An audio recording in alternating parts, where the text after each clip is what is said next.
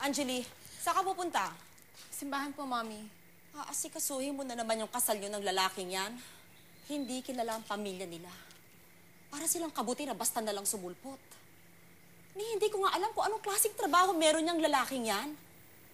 And besides, you're only 19, Iha. Pwede ba mag-isip-isip ka naman? Mommy, sinabi ko na po sa inyo, buntis ako. Kahit na. Hindi ko mabuntis ang isang babae, dahilan yan para mag-asawa na siya. Anjali, napatawad kita nang malaman kong buntis ka. Kaya please lang, huwag mong sagarin ang pasensya ko sa pagpapakasal sa lalaking yan. I'm sorry, Mommy. Pero decided na po ako. I love Lupin. And he's the only man in my life that I want to spend the rest of my life with. Kaya, kahit ano sabihin niyo, itutuloy ko pa rin ang kasal namin.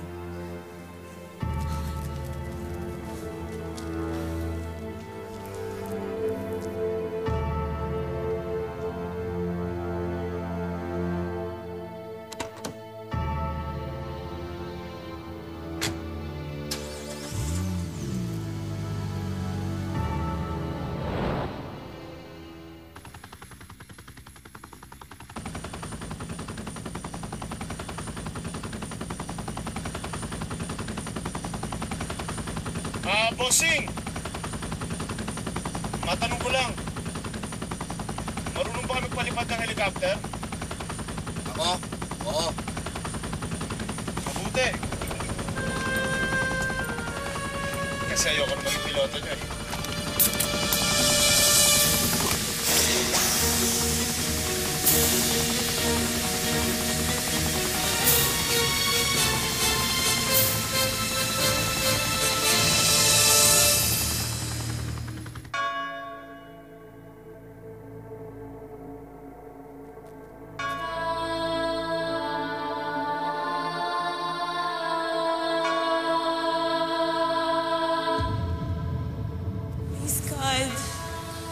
I'm begging you. Please take care of Lupin.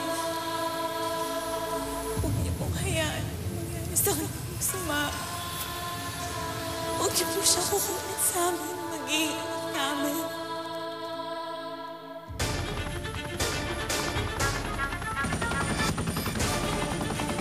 Wala nang pera!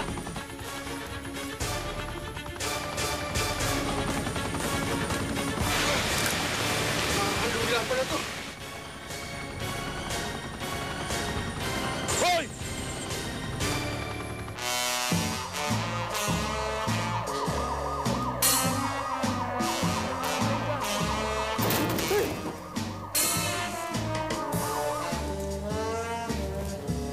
Inspector.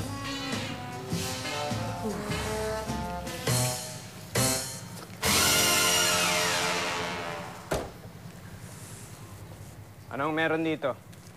May krimen. Alam ko. Kaya nga ako pumunta rito eh. Tanga ba ako? Ang ibig kong sabihin, anong nangyari sa loob? May pinatay po na businessman tsaka mga bodyguard. Tara po sa loob. Tangina.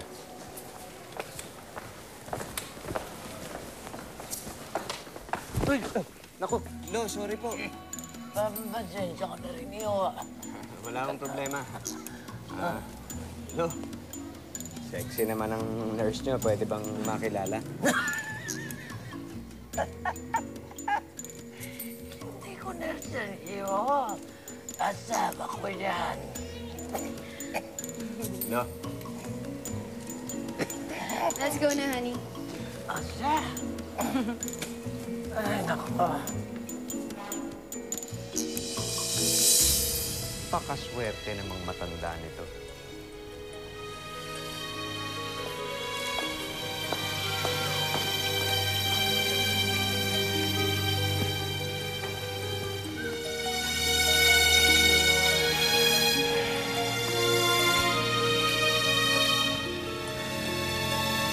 Inspector Clavio Angeles.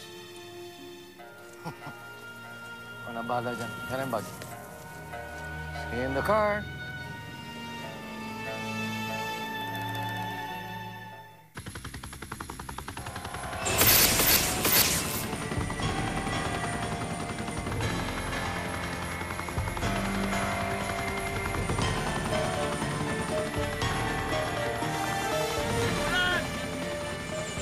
Para dito!